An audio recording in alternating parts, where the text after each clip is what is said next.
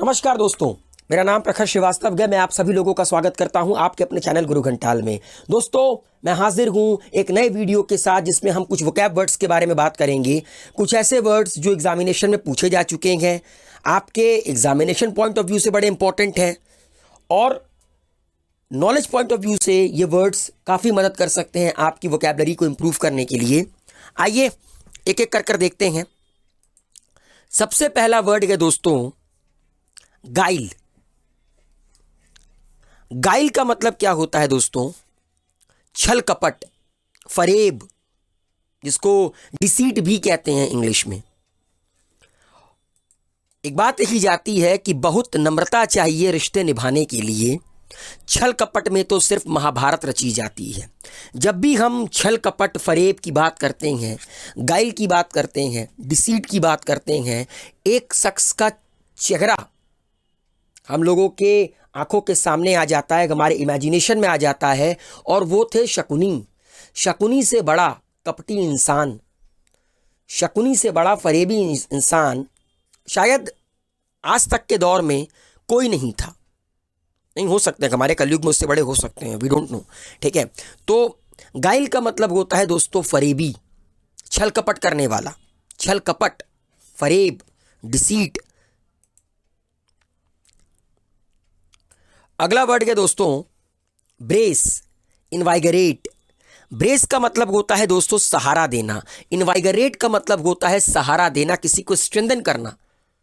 अगर आप किसी की मदद करते हैं, आपका दोस्त है, आपका पड़ोसी है, आपके घर वाले हैं, मान लीजिए वो किसी मुसीबत में है, वो आपको कॉल करते हैं। वो इसलिए आपको कॉल करते हैं क्योंकि उनको आपसे ब्रेस की उम्मीद होती है, उनको आपसे इनवाइगरेट की उम्मीद होती है। कितनी अच्छी बात कही गई है कि जिस तरह लोग मुर्दा इंसान को कंधा देना पुण्य समझते हैं, काश इस तरह जिंदा इंसान को सहारा देना पुण्य समझने लगें तो जिंदगी आसान हो जाए। लोग जाते हैं ना मुर्दों मैयत में लोगों को कंधा देने और दिखाते रहते हैं कि देखो यार मैंने कंधा दिया है।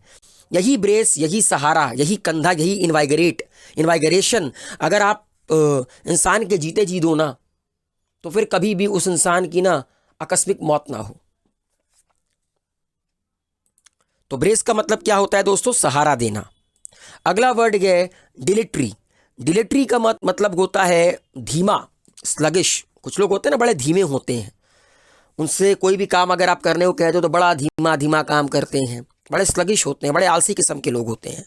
लेकिन कुछ लोग होते हैं दोस्तों, भले ही धीमा काम करते हैं मगर कभी पीछे मुड़कर नहीं देखते हैं, वो चीज़ों को धीरे धीरे धीरे धीरे करते हैं। ठीक है, स्टेप बाय स्टेप, मगर कभी पीछे मुड़कर नहीं देखते। जैसे कि अब्राहम लिंकन कहते थे, मैं धीमा जरूर चलता हूं लेकिन कभी वापस नहीं आता। जिंदगी में ज़रूरी नहीं है कि आप उड़ान भरिए, उड़ान तो आप भर ही लेंगे। हमेशा कोशिश कीजिए थोड़ा थोड़ा थोड़ा थोड़ा सीखने की, धीमा धीमा चलने की। वापस कभी जिंदगी में मत लौटिए, बिकॉज पास्ट जीने के लिए नहीं होता है। नेक्स्ट वन है पोटेंट। पोटेंट का मतलब होता है शक्तिशाली, इन्फ्लुएंशियल। एक बात कही जाती है कि दो प्रकार के लोग ही स्वर्ग के ऊपर स्थान पाते हैं। पहला जो पोटेंट है, जो शक्तिशाली हैं, जिनके पास ताकत है, इन्फ्लुएंशियल है, मगर फिर भी वो लोगों को क्षमा करना जानते हैं। ठीक है, और दूसरा भले ही इंसान निर्धन है, गरीब है, मगर वो दान देना जानता है। ऐसे दो लोगों को स्वर्ग के ऊपर स्थान दिया गया है। तो अगर आप पोटेंट हैं, अगर आप शक्तिशाली हैं, अगर ऊपर वाले ने आपको किसी भी मैनर में पोटेंट बनाया है, इन्फ्लुएंशियल बनाया है ना, तो उसका घमंड ना करें। ठीक है, क्योंकि घमंड तो रावण का नहीं ठिका, तो फिर हम लोग क्या चीज़ हैं। तो अगर आप पोटेंट हैं तो उतने ही ज़्यादा हम्बल बनिए। नेक्स्ट वन है दोस्तों एग्जैजरबेट। एग्जैजरबेट का मतलब क्या होता है? बिगाड़ देना, किसी चीज़ को एग्रावेट कर देना, किसी चीज़ को बिगाड़ देना, चाहे वो आपका मूड हो, चाहे वो आपका प्लान हो, किसी भी चीज़ को बिगाड़ देना।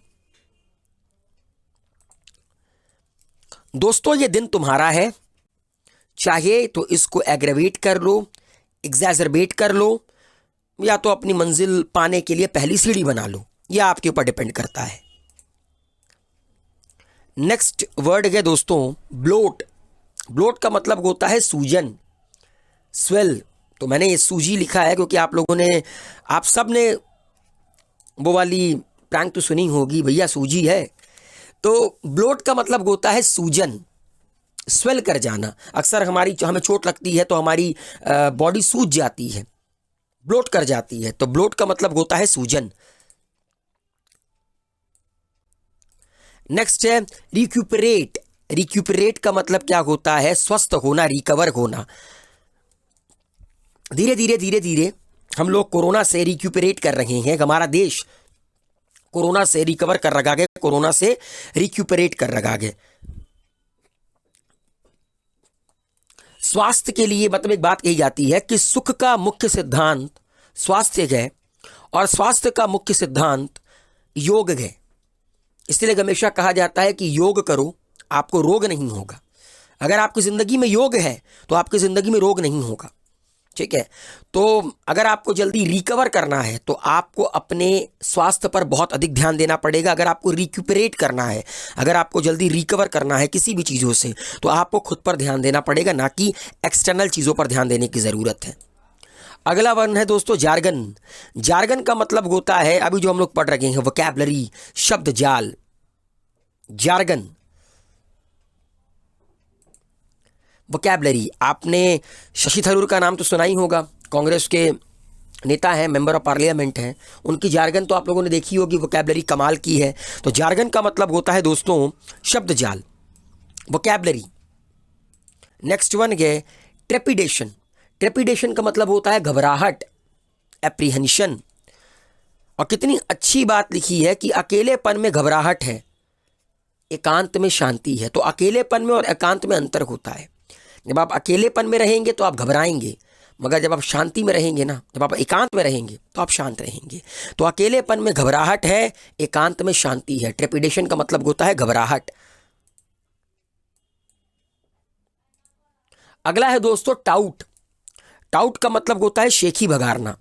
अक्सर आप लोगों ने देखा होगा, कुछ लोगों को कुछ मिल जाता है तो बड़ी शेखी बघारते हैं कि मेरे पास तो ये है, मेरे पास तो वो है, ब्ला ब्ला ब्ला। वो रैंट करते हैं, वो मतलब टाउट करते हैं, शेखी बघारते हैं।